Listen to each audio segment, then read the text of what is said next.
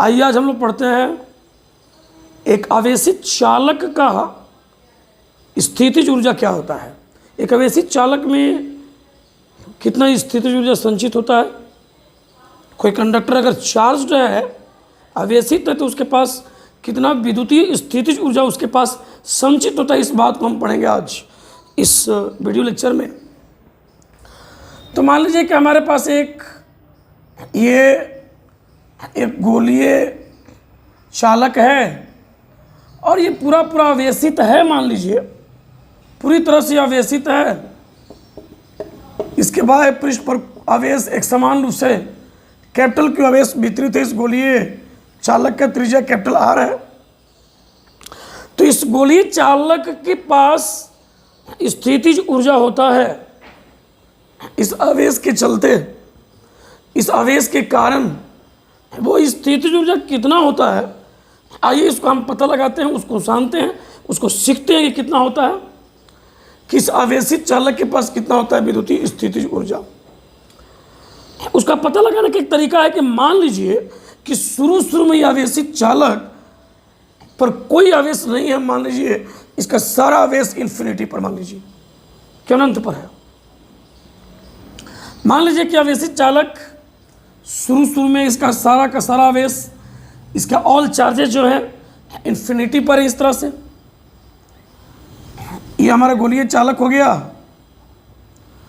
और हम ये मानकर चल रहे हैं कि प्रारंभ में इस गोलीय चालक का टोटल जो चार्ज है वो बच्चों इन्फिनिटी पर है और थोड़ा थोड़ा चार्ज हम लेकर के इन्फिनिटी से आ रहे हैं इस पर। इस गोलीय चालक की त्रिज्या कैपिटल आर है। इस चालक पर हम थोड़ा थोड़ा आवेश इन्फिनिटी से हम लेकर के आ रहे हैं। इतना आवेश डीक्यू आवेश लेके आ रहे हैं। डीक्यू बहुत छोटा आवेश है, आवेश का एक बहुत छोटा मात्रा। पहली बार डीक्यू आवेश इन्फिनिटी से हम लेकर के आए। अब इस पर तो कोई आवेश है नहीं, नेट आवेश 0 है। तो जब इसको पहली बार लेकर आएंगे तो हमें कोई कार्य नहीं करना पड़ेगा। लेकिन जब कुछ आवेश हम ला देंगे इस पर, जब कुछ आवेश ला देंगे इस करते करते, तो उसके बाद जब लाना शुरू करेंगे, जब डीक्यू आवेश फर्दर आगे, तब ये जो आवेश आ चुके हैं उनका विरोध करेंगे प्रतिकर्षण बल लगाकर। अब आवेश को लेकर आना है तो जो आवेश इस पर आ चुके हैं, जो विद्युतीय प्रतिकर्षण बल लगाएंगे, उनके विरुद्ध हमको कार्य करना पड़ेगा। और इस तरह आवेश लाने में जो प्रतिकर्षण विद्युतीय बल के विरुद्ध हमें कुल कार्य यहाँ करना पड़ेगा। इसको आवेशित करने में, इस चालक को आवेशित करने में, पूर्णतः आवेशित कर देने में हमें जितना कार्य करना पड़ेगा वही इसके पास विद्युतीय स्थितिज ऊर्जा के रूप में संचित हो जाएगा। तो हेडिंग हम बना देते हैं। पहले हेडिंग है आवेशित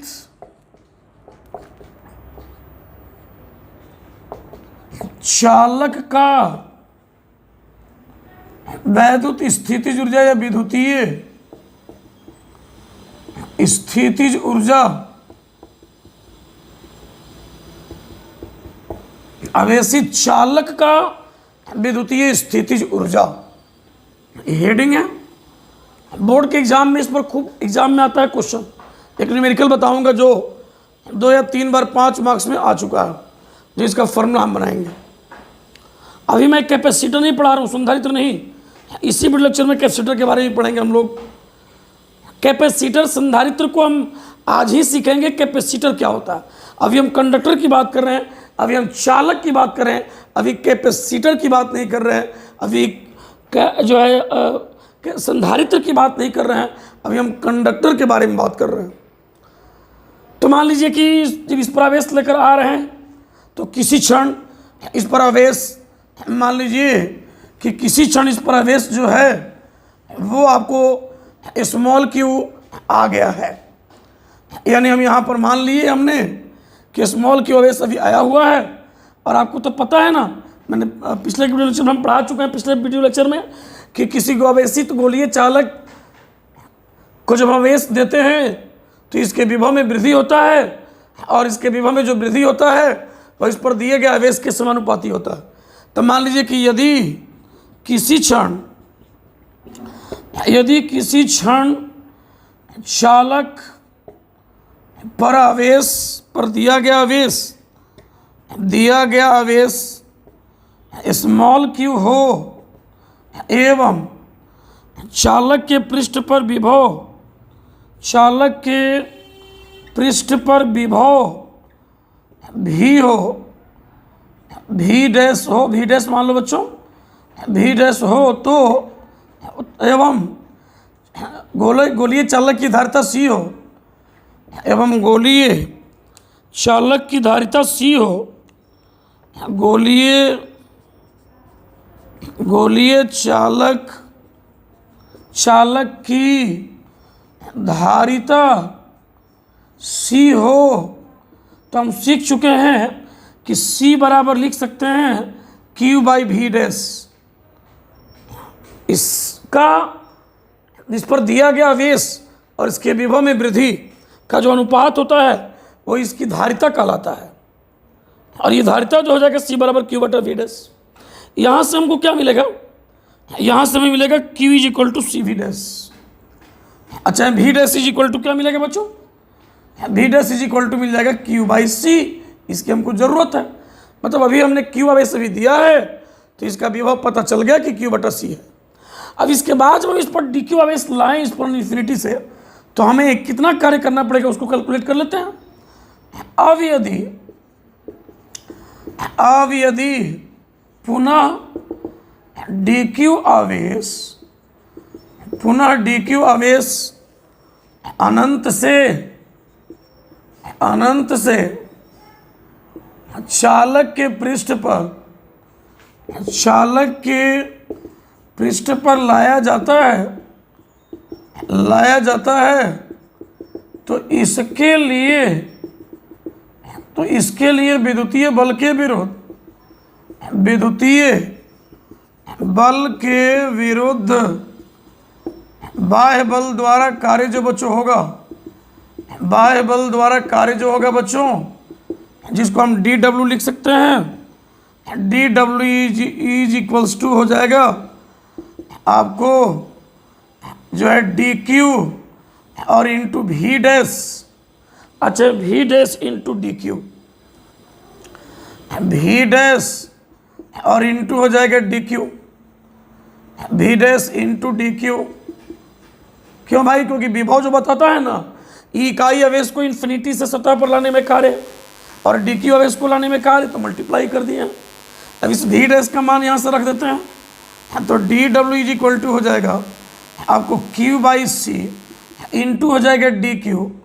अब आप क्या करेंगे कि अब मान लीजिए कि इसको आवेशित करना है हमको, जो है इन्फिनिटी से आवेश ला करके कब तक, जब तक पूरी तरह से आवेश जो इसकी सीमा होगी रखने की, होल्ड करने का, कि कितना आवेश होल्ड कर सकता है अपने कैपेसिटी, अपने जो है धारिता के हिसाब से, अगर उतना आवेशित इसको कर दिया जाए तो कुल कितना हमें कार्य करना पड़ेगा।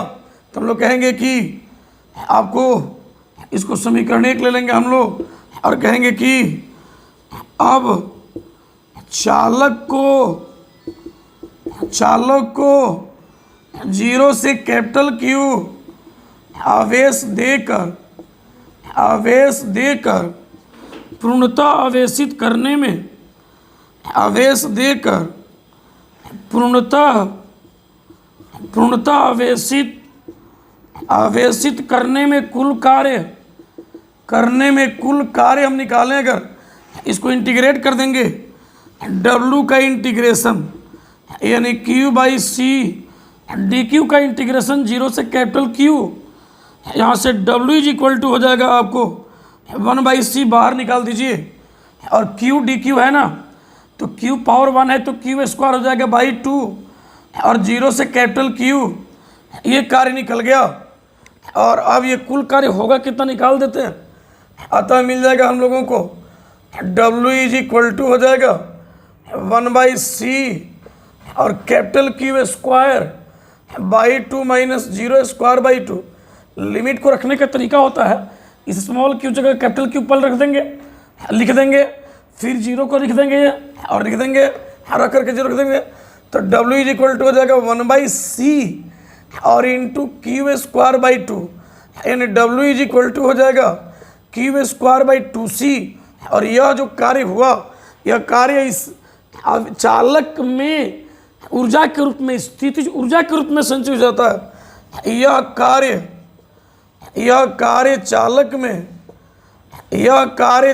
में स्थितिज ऊर्जा के रूप में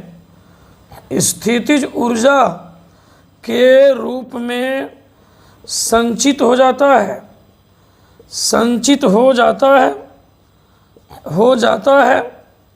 अतः चालक में संचित स्थितिज ऊर्जा, का फॉर्मूला हो जाएगा, यू से डिनोट कर देंगे बच्चों। यू इज इक्वल टू हो जाएगा हम लोगों को क्यू स्क्वायर बाई 2c। यही फॉर्मूला हो गया हम लोगों को कि एक चालक को जब आवेशित कर दिया और उसकी त्रिज्या कैपिटल R है, एक चालक है, और चालक को जब आवेशित कर देते हैं तो इस चालक के पास स्थितिज ऊर्जा का सूत्र हो जाता है U बराबर क्यू स्क्वायर बटा 2c।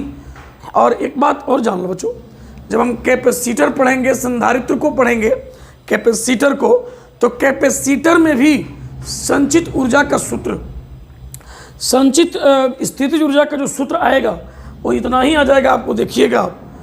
और एक कैपेसिटर क्या है? एक डिवाइस है जो कंडक्टर से ही बनता है, इसलिए फॉर्मूला सेम ही आएगा, घबराने की जरूरत नहीं है।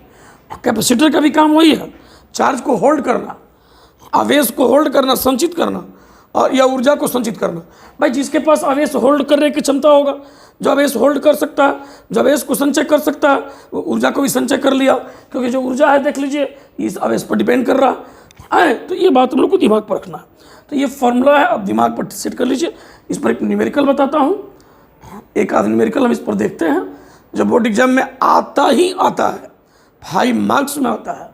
हो सकता है कभी ये भी इस तरह का हेडिंग 5 मार्क्स में बोर्ड एग्जाम में पूछ दे कि आवेशित चालक का कि विद्युतीय स्थिति ऊर्जा को प्राप्त करें, तो इस तरह से आपको प्राप्त करना होगा।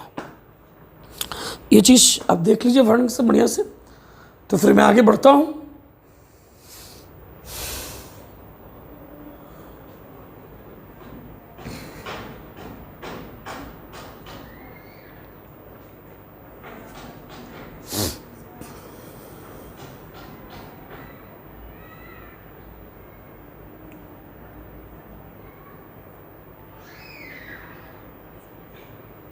ये कार्य तो समझ में करते होंगे।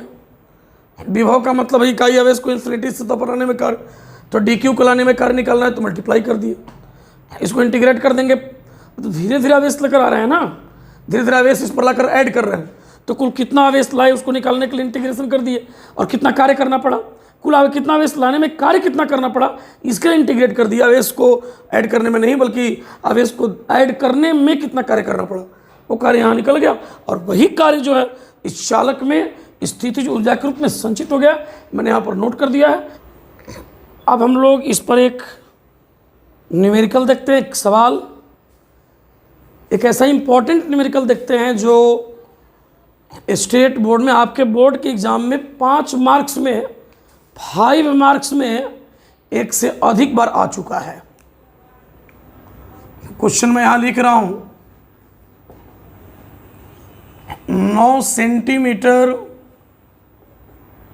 त्रिज्या के धातु के एक गोले पर आवेश 4 गुणे 10⁻⁻6 कूलम दिया गया है,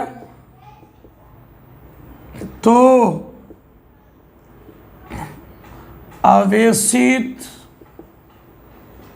गोले के आवेश का स्थितिज ऊर्जा निकालें। यही क्वेश्चन है बच्चों।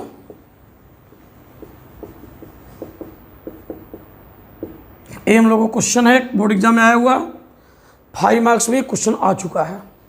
बनाया जाए, आइए इसका सॉल्यूशन किया जाए। सॉल्यूशन मैं आपको करने जा रहा हूँ, समझिएगा सॉल्यूशन को। धातु का एक गोला दिया हुआ है, गोले का त्रिज्या भी दे दिया है, ये गोला है आपको, इस गोले की त्रिज्या दिया हुआ है r जो दिया हुआ है, 9 सेंटीमीटर, इसको मीटर में चेंज कर दीजिए। ये हो जाएगा आपको 9 गुणे 10 पर पावर माइनस 2 मीटर। इस पर आवेश दिया गया है और जो आवेश दिया उस आवेश का मान भी दिया हुआ है। इस पर जो आवेश दिया गया कैपिटल क्यू, आवेश कैपिटल क्यू का मान कितना दिया बच्चों? 4 × 10⁻⁻6 कूलम दिया हुआ है। अब सीधे फॉर्मूला लगा देना है कि इस पर जो आवेश दिया गया है उस आवेश का कितना विद्युतीय स्थितिज ऊर्जा होगा। सीधे सूत्र लगा दीजिए, वही पढ़े हैं कुछ देर पहले। यानी कहेंगे कि आवेशित गोलीय चालक के पृष्ठ पर संचित स्थितिज ऊर्जा जो हो जाएगा बच्चों E Q²/2C हो जाएगा। अब Q का मान भी है, C का मान निकाल लेते हैं। धारिता का मान बच्चों, यहाँ धारिता का मान कितना कैसे निकलेगा? ये हो जाएगा आपको C 4πε0 गोलीय चालक की धारिता का सूत्र हो गया। ये पुट करेंगे वहाँ पर बच्चों, आइए रखते हैं। कितना हो जाएगा? E = हो जाएगा आपको, अभी मान मत रखिए, C का वैल्यू आप पुट कीजिए, बहुत इंटरेस्टिंग बात आएगा Q² / 2 × 4πε0 कैपिटल R आ जाएगा। इसमें से 1/4 को अलग कर लीजिए। E = हो जाएगा 1/4πε0 एक तरफ कर लीजिए और Q² / 2R को एक साथ कर लीजिए, वैल्यू रखने में आसान हो जाएगा। इसका वैल्यू हम लोग को बहुत पहले से पता है, 9 × 10⁹ और Q का वैल्यू तो दिया है क्वेश्चन में, पुट कर लेते हैं बच्चों यहाँ पर। E हो जाएगा हम लोगों को, इसका वैल्यू होगा 9 × 10⁹ हो जाएगा। चार्ज का वैल्यू कितना है? 4 × 10⁻⁻6, 4 × 10⁻⁻6 और स्क्वायर है ना, तो स्क्वायर हम लोग यहाँ पर कर देंगे आपको, और डिवाइडेड बाई जो है 2R, तो 2 × त्रिज्या का वैल्यू कितना है? तो 9 × 10⁻², 9 × 10⁻²। बच्चों बढ़िया से देख लेना ढंग से, तो 9 से 9 यहाँ बच्चों कैंसिल कर सकते हैं। E हो जाएगा आपको 4 × 16 और गुणे 10 पर पावर 9 तो है पहले से, और स्क्वायर करेंगे 10 का पावर -12 आएगा। 10 का पावर -6 का होल स्क्वायर है ना, और 4 × 16 लिखना है बच्चों, 4 लिखा गया, 16 करो, 4 का स्क्वायर तो 16 होगा, और बटा हो जाएगा आपको जो है 2 गुणे 10 पर पावर -2। देख लीजिए आप, अब देखिए आप यहाँ से 10 का पावर -2 और 10 का पावर 9, 10 का पावर 11 हो जाएगा, और -10 का पावर -1 बचेगा। तो E हो जाएगा 16 से 2 से 16 कटेगा 8 बार में, तो 8 × हो जाएगा 10 पर पावर -1 हो जाएगा आपको, जूल में आ गया। इसको हम लिख सकते हैं E 0.8 जूल आंसर हो जाएगा। ये हम लोग का आंसर हो गया। बहुत बढ़िया से देखिएगा, चूँकि एक से अधिक बार 5 मार्क्स में ये क्वेश्चन जो है बच्चों आया हुआ है, एक से अधिक बार आ चुका ये क्वेश्चन 5 मार्क्स में आया है, एक से अधिक बार में ये क्वेश्चन आया हुआ है, इसलिए इसको बहुत बढ़िया से देखना जरूरी है। फेमस क्वेश्चन ये कहलाता है, एक से अधिक बार आया, एक बार नहीं, एक से अधिक बार आ चुका है, 5 मार्क्स में क्वेश्चन आया हुआ है।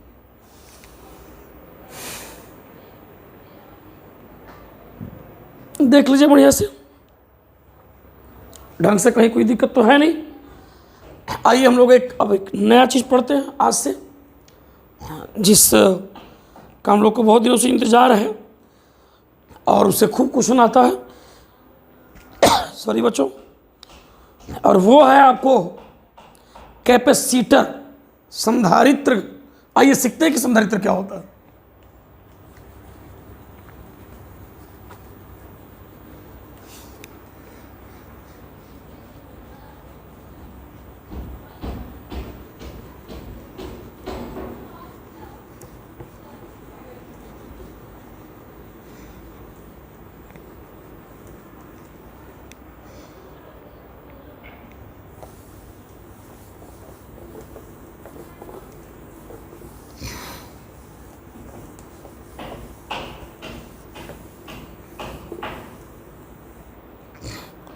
संधारित्र कैपेसिटर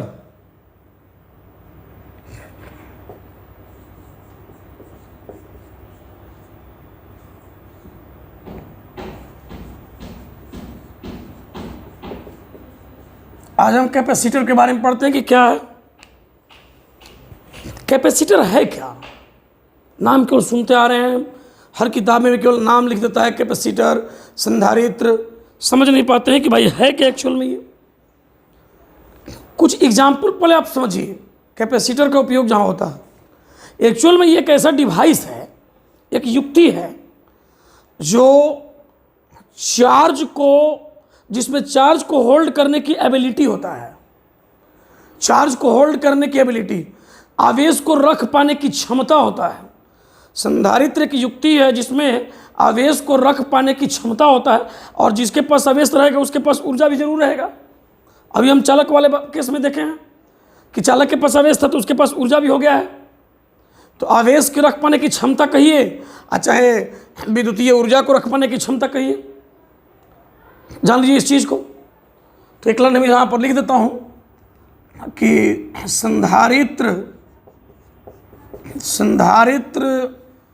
वह युक्ति है, डिवाइस है जिसमें आवेश को रखने की क्षमता होती है। इसमें आवेश को रखने की क्षमता होती है, ये बात याद रखेंगे हम लोग। अब आवेश के रखने की क्षमता है तो उसके पास ऊर्जा को रखने की क्षमता भी है। अब हम लोग यहाँ पर पढ़ेंगे आपको बहुत ही मोस्ट इम्पॉर्टेंट एक बात कि संधारित्र का उपयोग हम करते कहाँ हैं, तब जाकर समझ में आएगा कि भाई आवेश को रखने की क्षमता है तो यूज हम कहाँ करते हैं, थोड़ा उसको समझे। तो जैसे कैमरा से जब फोटो खींचते हैं, कैमरा से फोटो खींचते हैं तो क्या होता है, कैमरा से फोटो खींचते हैं तो खींचते समय बहुत अधिक लाइट निकलता है, बहुत अधिक लाइट निकलता है, आवाज़ भी आता है किचाक, और लाइट निकलता है बहुत अधिक लाइट। जब उस कैमरा में हम एक पेंसिल बैटरी या कैमरा में जो एक छोटा बैटरी हम डालते हैं उसमें उतना अधिक लाइट निकालने की उसमें क्षमता नहीं है उस बैटरी में। आखिर वो लाइट आता कहाँ से है? तो उस लाइट को निकालने की क्षमता, यानी उस एनर्जी को क्विकली देने की क्षमता इस कैपेसिटर में होता है। उसमें कैपेसिटर ही लगा होता है जो तुरंत जो है एनर्जी को जो है क्विकली जो है दे सकता है। किसी भी चीज़ में एनर्जी तुरंत अगर चाहिए तो कैपेसिटर का यूज करना पड़ेगा, या किसी चीज़ को स्टार्ट करने के लिए अगर हमें बहुत बड़ा करंट की ज़रूरत है तो वहाँ पर कैपेसिटर की हमें ज़रूरत पड़ेगा, क्योंकि आवेश को होल्ड किया हुआ है वो, और तुरंत क्विकली वो बहुत बड़ा एक करंट दे सकता है, कंटिन्यूसली, और बहुत देर तक नहीं देगा वो। अब आप कहेंगे बैटरियों दे सकता है भाई धारा, बैटरी भी दे सकता है, तो बैटरी कंटिन्यूसली देगा, क्विकली नहीं देगा, और बहुत बड़ा नहीं देगा, धीरे धीरे उसमें करंट का फ्लो होते रहेगा। जैसे मान लीजिए हमको फैन स्टार्ट करना है, स्टार्ट हो गया ना, तो स्टार्ट हो गया तो चलने लगा, तब उसकी ज़रूरत नहीं है। फैन को स्टार्ट करना है, पंखे को चालू करना है, उस समय उसमें एक बड़ा करंट की ज़रूरत है, उसको स्टार्ट करने में अधिक ऊर्जा की ज़रूरत है, उस समय कैपेसिटर काम करता है। कैपेसिटर उसी समय काम करता है, जान लीजिए। अब मान लीजिए कि आपका ये चार्जर है मोबाइल का चार्जर, आपने चार्ज लगाया, चार्जिंग स्टार्ट करने के लिए उस चार्जर में एक कैपेसिटर लगा था कि तुरंत क्विकली जो है क्विकली चार्ज को जो है भेजना शुरू कर दे। और जब स्टार्टिंग हो गया चार्जिंग तो कोई दिक्कत नहीं है, मतलब स्टार्ट करते समय जो कठिनाई है उसको दूर करने के लिए हम लोग आपको कैपेसिटर का उपयोग करते हैं। अब कैपेसिटर में क्या क्या चीज़ होता है उसको समझ लेते हैं। एक्चुअल में कैपेसिटर संधारित्र जो बनता है वो एक कंडक्टर से ही, अब एक कंडक्टर नहीं 2 कंडक्टर से मिलाकर बनाते हैं। 2 कंडक्टर इसमें होता है, एक कैपेसिटर को बनाने में 2 कंडक्टर का उपयोग होता है। एक कंडक्टर भी कैपेसिटर की तरह व्यवहार करता है, उसका दूसरा कंडक्टर अर्थ मानते हैं, ये भी बात याद रखिएगा। तो हम यहाँ एक बात याद रखेंगे कि संधारित्र में दो कंडक्टर्स लिए जाते हैं जिनको प्लेट कहते हैं, जिनको प्लेट्स कहते हैं। और एक प्लेट पर जितना धनावेश दिया जाता है उतना ही दूसरे प्लेट पर ऋणावेश दिया जाता है, और इनके बीच डाइलेक्ट्रिक मीडियम परावैद्युत माध्यम भरा जाता है ताकि इनको आवेश होल्ड करने की कैपेसिटी जो है वो ज़्यादा से ज़्यादा रहे। इनके बीच डाइलेक्ट्रिक मीडियम भर देते हैं ताकि चार्ज को होल्ड करने की कैपेसिटी इनके पास ज़्यादा से ज़्यादा रहे, ज़्यादा से ज़्यादा हो। ये बात याद रखिएगा। तो संधारित्र का दूसरा डेफिनेशन ये होगा कि संधारित्र की युक्ति है जिसमें दो चालक प्लेट होते हैं और उनमें से एक चालक प्लेट धनावेशित होता है और दूसरा चालक प्लेट ऋणावेशित होता है, और दोनों चालक प्लेट कुछ दूरी से पृथक्कृत होते हैं। दोनों चालक प्लेट परावैद्युत माध्यम से पृथक्कृत होते हैं या विद्युतरोधी से पृथक्कृत होते हैं। तो एक और डेफिनेशन हम दे सकते हैं बच्चों, इसके बीच में हम परावैद्युत माध्यम या विद्युतरोधी माध्यम भर देते हैं। तो हम एक और डेफिनेशन दे सकते हैं कि चालक, हम यहाँ लिख सकते हैं या एवं, यहाँ पर नोट करके मैं लिख देता हूँ संधारित्र, चालक नहीं संधारित्र। संधारित्र एक युक्ति है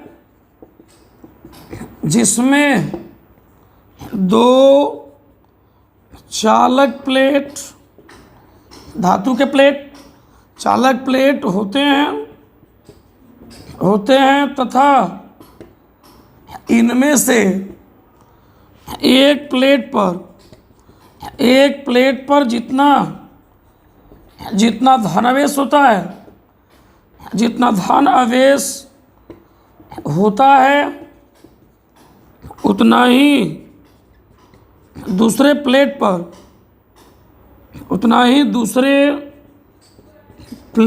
पर ऋणावेश होता है, एवं दोनों प्लेट परावैद्युत या विद्युतरोधी या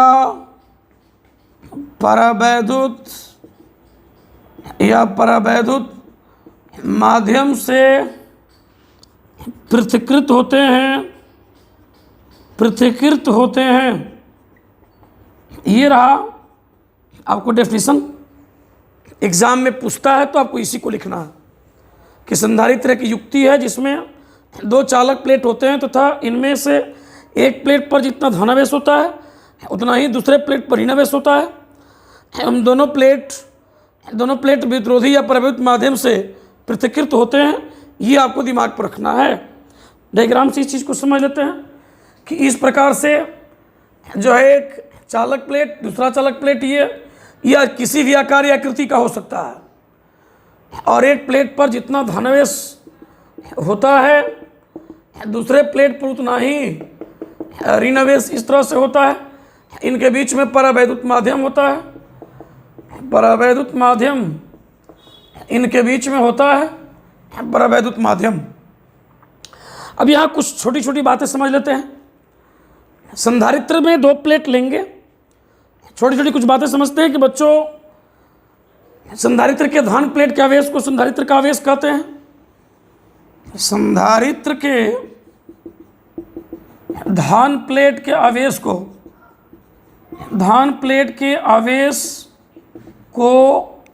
संधारित्र का आवेश कहते हैं। ये बात एक पूछ सकता है ऑब्जेक्टिव में। और संधारित्र पर कुल आवेश पूछेगा तो जीरो। देखिए दोनों बात में अंतर है। संधारित्र के धन प्लेट के आवेश को संधारित्र का आवेश कहते हैं। संधारित्र का आवेश कहते हैं, ये संधारित्र का आवेश किसे कहते हैं ये पूछेगा तो ये लिखेंगे। संधारित्र का आवेश मतलब धन प्लेट का आवेश, और संधारित्र पर कुल आवेश कह देगा तो दोनों प्लेटों का कुल आवेश जो शून्य होगा। ये पॉइंट नंबर एक। दूसरा पॉइंट हम ये याद रखेंगे कि एक संधारित्र पर कुल आवेश जो है कुल आवेश शून्य होता है। कुल आवेश शून्य होता है, ये हम लोग याद रखेंगे। एक संधारित्र पर कुल आवेश शून्य होता है, भाई याद रखिएगा इस चीज़ को। अब है कुछ और छोटी छोटी बातें। क्या भाई? वो कि संधारित्र बनाया कैसे जाता है, कैसे संधारित्र को हम बनाते हैं, इस बेसिक बात को हम सीख लेते हैं। कभी कभी एग्जाम में इसको पूछता संधारित्र कैसे बनाया था, संधारित्र को बनाने का सिद्धांत। तो आइए इस चीज़ को सीखते हैं कि संधारित्र कैसे बनाते हैं। इस चीज़ को पल दिमाग पर रख लीजिए आप, तो मिटाया जा सकता है। संधारित्र में दो प्लेट होंगे, धातु के प्लेट। एक प्लेट पर जितना धनावेश उतना ही दूसरे प्लेट पर ऋणावेश। दोनों प्लेट विद्युत रोधी या परावैद्युत माध्यम से एक दूसरे से प्रतिकृत होते हैं। और संधारित्र के धन प्लेट के आवेश को संधारित्र का आवेश कहते हैं। पूरा संधारित्र का जो कुल आवेश होगा, इसमें पर कुल आवेश जो है बस शून्य होता है। आगे हम लोग बढ़ते हैं यहाँ से कि संधारित्र बनाने का सिद्धांत क्या है, इस चीज़ को हम सीखते हैं। संधारित्र को बनाने का प्रिंसिपल क्या है, उसको फॉर्म्ड करने का, उसको बनाने का सिद्धांत बच्चों क्या है, इस चीज़ को हम समझ लेते हैं। मिटाने वाला एक अच्छा यहाँ पर है। चलिए तो हम लोग यहाँ सीखते हैं बच्चों कि संधारित्र को बनाने का सिद्धांत। आपको पता है, अगर किसी विलगित चालक को हम लेते हैं, संधारित्र को बनाने का सिद्धांत। एक बात बताइए, अगर हम कोई विलगित चालक आपको देते हैं, विलगित आवेशित चालक अगर मैं आपको दे देता हूं, विलगित आवेशित चालक दे देता हूं, विलगित का मतलब इसके साथ किसी के साथ कमिटमेंट नहीं है, मतलब ये किसी के साथ कमिटेड नहीं है, मतलब दूसरे से किसी जुड़ा हुआ नहीं है, ये किसी और से आवेश नहीं लेगा, किसी और को देगा नहीं, ये विलगित चालक हो गया। अब इसको आवेश होल्ड करने का एक लिमिट होगा। वो लिमिट कहाँ तक रहेगा भाई? तो लिमिट डिपेंड करके कि इसके चारों तरफ का माध्यम कब तक रुक पा रहा है, आयनीकृत नहीं हो पा रहा है। क्योंकि जब इस पर आवेश और बढ़ाइएगा ना, जब और बढ़ाइएगा तो इसके आसपास क्षेत्र का मान बढ़ने लगेगा, और बढ़ाइए और क्षेत्र का मान बढ़ेगा, चारों तरफ का विद्युतीय क्षेत्र बढ़ेगा, इसके आसपास विद्युतीय क्षेत्र बहुत प्रबल हो जाएगा। तो जो अगल बगल वायु है, वायु के कण जो है वो उनका ऋण और धन केंद्र एक दूसरे से दूर लगेगा हटने, और वो विद्युत रोधी नहीं रह पाएंगे, अचालक नहीं रह पाएंगे, वो लगेंगे गमन करने। और उसके बाद इससे भी आवेश का क्षय शुरू हो जाएगा। क्योंकि जो उसका धन ऋण टूटेगा ना, जब उसका या वायु के कण का जब धन इधर ऋण इधर धन टूटेगा, क्योंकि वायु के कण के जब ये आवेश ऋण को आकर्षित करेंगे, धन को प्रतिकर्षित करेंगे, जब टूटेगा तो धन वाला दूर भागेगा और ऋण वाला लगेगा इस पर आने, और ऋण वाला इस पर आने लगेगा, बस इसके आवेश का लगेगा क्षय होने। इस क्षय को कहते हैं कोरोना डिस्चार्ज। कोरोना डिस्चार्ज इसको कहते हैं। ये देखिए, कोरोना के नाम आने से पहले ही कोरोना डिस्चार्ज को हम लोग पढ़ रहे हैं। ये कोरोना नहीं है भाई, बीमारी वाला नहीं है। या कॉर्नर जो है, या किसी छोटे से भाग से आवेश को जो है किसी विद्युत रोधी के एक छोटे कण के द्वारा जो है आयनीकृत होने के बाद जो ऋण आवेश यहाँ आया और धन को खत्म किया, इस घटना को कहते हैं कोरोना डिस्चार्ज। डिस्चार्ज माने अनावेशित होना, और किसी एक छोटे से भाग से, एकदम छोटे से एक बिंदुवत भाग से, वायु का कण तो काफ़ी छोटा होगा, लेकिन धीरे धीरे आवेश का क्षय शुरू हो जाएगा। अभी आवेश रख नहीं पाएगा, यानी इसको आवेश रखने का, होल्ड करने का एक एबिलिटी है। उस एबिलिटी के बाद अब इस पर आवेश नहीं जा सकता है, नहीं रह सकता है। इसी चीज़ को दूर किया गया संधारित्र को बनाकर, कि जितना चाहे उतना आवेश को हम संचय कर सकें। इस चीज़ को दूर किया गया, इसमें कमी था, नहीं तो यही काम कर देता हमारे लिए। और एक और चीज़ कि इसका एनर्जी बाउंडेड नहीं था, इसका इलेक्ट्रिक फील्ड इन्फिनिटी तक फैला रहता था, बाउंडेड नहीं था कि भी बाउंडेड हो जाए ताकि हम कहीं यूज कर सके, ये भी इसमें डिमेरिट था। इसलिए बनाया गया कैपेसिटर। अब कैपेसिटर बनाने में फ़ायदा क्या मिला? तो कैपेसिटर बनाने से देखिए फ़ायदा हमें क्या मिला। कैपेसिटर में क्या लिया गया कि भाई कहा गया कि जब एक हम प्लेट हम यहाँ ले लेते हैं, इस प्लेट पर मान लीजिए कि धनावेश हमने दे दिया, जितना इसकी एबिलिटी है, जितनी इसकी क्षमता है, उतना हमने इस पर धनावेश दे दिया। इसको कैपिटल क्यू आवेश हम दे दिए हैं। अकेले है तब, आइसोलेटेड, किसी से कमिटमेंट नहीं है, मतलब कोई आसपास नहीं है जो इसको प्रभावित करे, इसके आवेश को घटा दे, इसके विभव को कम कर दे, तो आइसोलेटेड कहलाएगा। आसपास कोई चालक आ जाए नज़दीक, इसके विभव को प्रभावित करने लगे, इसके ऊर्जा को घटाने बढ़ाने लगे, इसके आवेश को प्रभावित करने लगे, तब ये आइसोलेटेड नहीं रह जाएगा, मतलब प्रतिकृत, मतलब विलगित नहीं रह जाएगा, विलगित। आइसोलेटेड का हिंदी होता है विलगित। तो कहने का मतलब यह है कि ये जो चालक है, जो आवेशित है, अगर हम इसके पास कोई एक अन्य उदासीन चालक यहाँ पर ला दें समीप में, तो एक घटना होगा जिसको हम पहले पढ़ चुके हैं, उसका नाम है प्रेरणन। उसका नाम है प्रेरणन, इंडक्शन नाम है उसका नाम है प्रेरणन, इंडक्शन। अब क्या होगा भाई, क्या होता है, तो इस पर जो धनावेश है, इसके चलते इसके ऋणावेश को, ये धनावेश इस अनावेशित चालक के ऋण को आकर्षित करता है, तो यहाँ पर इसी मात्रा में यहाँ पर ऋणावेश आ जाएगा, यहाँ पर आ जाएगा ऋणावेश, और धनावेश इसके धनावेश को प्रतिकर्षित करेगा, तो जितना इधर ऋणावेश आया उतना ही इसके दूसरे पृष्ठ पर धनावेश भी आ जाएगा। आपको ये जान लीजिए अब आप। उसके बाद क्या करेंगे, इसको अर्थिंग करा देंगे, अर्थ से हम जोड़ देंगे, ये हम लोग को अर्थिंग हो गया। हम लोग को उसका फ़ायदा क्या होगा कि ये धन जो है, इस धन को प्रतिकर्षित कर रहा है, इस चालक तार से होता हुआ इस सारा का सारा धन पृथ्वी में चला जाएगा। सारा धनावेश कहाँ चला गया, पृथ्वी में, ये नहीं जाएगा क्योंकि ये वाला धन इस ऋण को रोके हुए है, आकर्षित किया हुआ है। क्या हो गया तब हमको, जब ये अकेले था तब इसी का आवेश था इस पर केवल, लेकिन जब ये अकेले था ना तो केवल आवेश यहाँ नहीं रहता होगा, वो आवेश इधर भी आया होगा। बच्चों एक बात याद रखना कि जब ये अकेले रहा होगा तो आवेश केवल इधर नहीं रहा होगा, वो चारों तरफ फैला रहा होगा, चारों तरफ फैल चुका होगा, ये जान लो। और जब ये आ गया दूसरा, तब जो है इस पर जब ऋण आवेश आ गया तो एक तरफ धन यहाँ रुक गया, या एक तरफ ऋण रुक गया आकर्षण बल के चलते। अब क्या हुआ तब, इस पर प्रभाव क्या पड़ा? प्रभाव ये पड़ा है कि जो दूसरा प्लेट हमने लाया, इस पर जो केवल ऋण आवेश बचा, ये जो ऋण आवेश है, यह ऋण आवेश यहाँ के विभव को कम कर देगा, यहाँ के विभव को घटा देगा।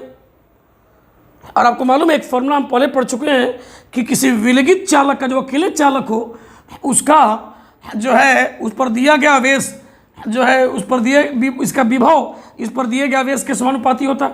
और उसके लिए एक फॉर्मूला हम लोग पढ़ चुके थे, क्या पढ़ चुके थे कि C=Q/V करके फॉर्मूला पढ़ चुके हैं एक विलगित चालक के लिए। अभी संधारित्र पर नहीं है ये फॉर्मूला, संधारित्र पर भी आ जाएगा, संधारित्र के लिए भी बना देंगे फॉर्मूला को अभी। तो कहने का मतलब ये है कि अगर हम विभव को कम कर दें किसी तरह से, तो देखो तो धारिता बढ़ जाएगा कि नहीं। धारिता का मतलब कि चार्ज को होल्ड करने की कैपेसिटी, आवेश को रख पाने की क्षमता, ये बढ़ जाएगा कि नहीं इस विभव को कम कर देंगे तो। यही काम ये प्लेट करता है। तो बोर्ड के एग्जाम में एक बार 2 मार्क्स में आ चुका कि संधारित्र के दूसरे, इसको पहला प्लेट कहते हैं, इसको कहते हैं पहला प्लेट, इसको दूसरा प्लेट। बोर्ड के एग्जाम में एक बार आ चुका कि संधारित्र के दूसरे प्लेट का कार्य क्या है। तो संधारित्र के दूसरे प्लेट का कार्य है कि पहले प्लेट यानी धनावेशित प्लेट के विभव को कम कर देता है, ताकि उसको और आवेश रखने की क्षमता, उसको और आवेश संग्रह करने की क्षमता या ऊर्जा संग्रह करने की क्षमता बढ़ जाता है। यानी संधारित्र के दूसरे प्लेट का कार्य हम यहाँ लिख लेते हैं। संधारित्र के दूसरे प्लेट ऋणावेशित प्लेट का कार्य है यह धनावेशित प्लेट के विभव को घटा देता है, जिसके कारण इसके आवेश संग्रहण की क्षमता बढ़ जाता है। ये याद रखना बच्चों, ये 2 मार्क्स में एक बार बोर्ड के एग्जाम में पूछ चुका ये क्वेश्चन कि सेकंड प्लेट का कार्य क्या है। बढ़ जाता है। ये एग्जाम में एक बार आ चुका है कि संधारित्र के दूसरे प्लेट मतलब इस प्लेट का कार्य क्या है, तो यह धनावेशित प्लेट के विभव को घटा देता है, जिसके कारण इसके आवेश, जिसके कारण धनावेशित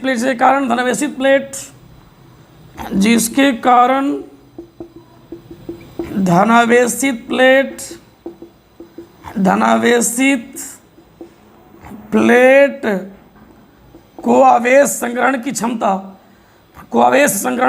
धनावेशित प्लेट के आवेश संग्रहण की क्षमता बढ़ जाता है। यही बात होता है बस। देखो कहने का मतलब है, जब ये नहीं था, जब ये अकेले था, सिर्फ इस पर धन आवेश था, तो मान लो इसका वोल्टेज मतलब विभव जो है मान लो कि 10 वोल्ट रहता होगा जब अकेले था तब। अब ये भी इस पर भी ऋण आवेश आ गया, इसके नज़दीक ही रह गया, इस पर ऋण आवेश आ गया, तो इसका भी तो इसकी इस बिंदु पर कुछ विभव होगा। मान लो वो विभव हो गया हम लोगों को जो है -4 वोल्ट, तो अब इस पर विभव, इस बिंदु पर विभव कितना हो जाएगा? 10 तो रहेगा नहीं, वो विभव कितना हो जाएगा? वो हो जाएगा 6 वोल्ट, 6 वोल्ट। अब ये और तब तक आवेश ले सकता है जब तक इसका वोल्टेज मतलब विभव कितना वोल्ट हो जाए? 10 वोल्ट तक हो जाए, तब तक यह आवेश ले सकता है। तो इसको ला देने से आवेश को, इसमें संग्रहण की जो क्षमता है, जो होल्ड करने की कैपेसिटी है, वह बढ़ गया कि नहीं बताओ? अब इसी चीज़ को हम लोग कहते हैं कैपेसिटर। यही कैपेसिटर बनाने का सिद्धांत है, यही संधारित्र बनाने का सिद्धांत है। इसी को दिमाग पर रखना है कि संधारित्र बनाने का सिद्धांत क्या है। यही बात याद रखना है कि एक धनावेशित चालक प्लेट के समीप जब एक अन्य जो है अनावेशित चालक प्लेट को लाते हैं और उसको भूधित कर देते हैं, इसको अर्थिंग कहते हैं, भूधित कर देते हैं, इसको हम लोग भूधित कर देते हैं, तो दूसरे अनावेशित प्लेट के आंतरिक पृष्ठ पर ऋण आवेश उत्पन्न हो जाता है प्रेरण के कारण, और इस प्रकार धनावेशित प्लेट का आवेश होल्ड करने की, रख पाने की क्षमता बढ़ जाता है। और इसी युक्ति को हम लोग कहते हैं संधारित्र, कैपेसिटर। यही हो गया हम लोग को कैपेसिटर। अब याद रखिए कैपेसिटर में देखिए 2 प्लेट हो गया कि नहीं? एक प्लेट पर जितना धनावेश, दूसरे प्लेट पर उतना ही क्या हो गया हम लोग को? ऋण आवेश। यही हम लोग को कैपेसिटर होता है बच्चों, संधारित्र ही होता है। अब है कि संधारित्र का सिद्धांत क्या होता है? कैपेसिटर का लॉ ऑफ कैपेसिटेंस, संधारित्र के धारिता का सिद्धांत, संधारित्र बनाने का सिद्धांत ये अलग हो गया। अब एक अलग पढ़ना है संधारित्र के धारिता का सिद्धांत, law of capacitance of capacitor, संधारित्र के धारिता का सिद्धांत। तो एक बच्चों यहाँ पर हम बताते हैं, उस चीज़ को याद रखना, दिमाग पर यहाँ पर याद रखिएगा। मिटाता हुआ इस चीज़ को समझ में आ गया होगा आपको कि बनाने का सिद्धांत किस तरह से कैसे बनेगा ये।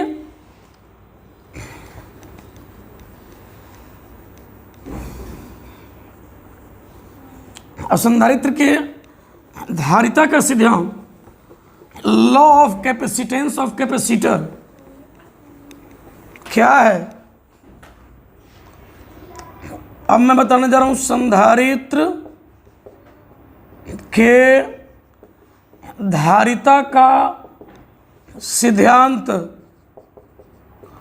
Law of capacitance of capacitor, ये बताने जा रहा हूँ बच्चों।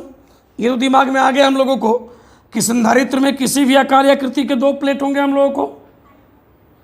एक प्लेट पर हम लोग को धनावेश जितना होगा उतना ही दूसरे प्लेट पर हम लोगों को ऋण आवेश होगा हम लोगों को।